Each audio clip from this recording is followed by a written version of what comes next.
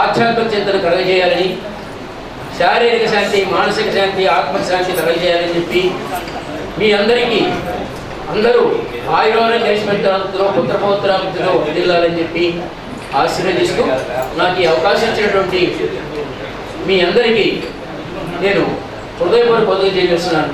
అంటే మీ అందరిలో ఉన్న అంతరాత్మకి, నాలో ఉన్న అంతరాత్మే మీలో ఉంది.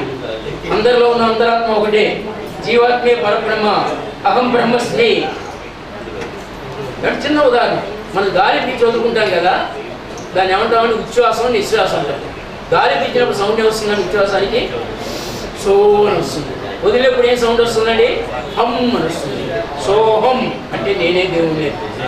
కనుక ఆ దేవత్వం లేనప్పుడు మనం దేనికి పనికిరాము. కనుక అందరినీ సమానంగా గౌరవించండి, ఎక్కువ తక్కువలు భావించద్దు. ఇప్పుడున్న ఎక్కువ తక్కువలు ఏవి శాశ్వతం కాదు. అందరితో మంచిగా ఉండు, బీ గుడ్, డూ గుడ్. అదే కబీర్ గారు చెప్పాడు, మనకో పవిత్రకన దోషులకి బలాయి కన్నా సహాయపడా ధర్మ అని. అంతకు మించినటువంటి కర్మం లేదు.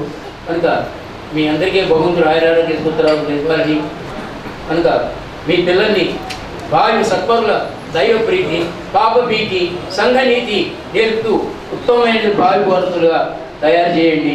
అంతకన్నా చేయలేదు. చతుర్సాగర పరిమితం సర్వేజనం సుఖినో భవంతు. లోకా సంస్థ సుఖినో.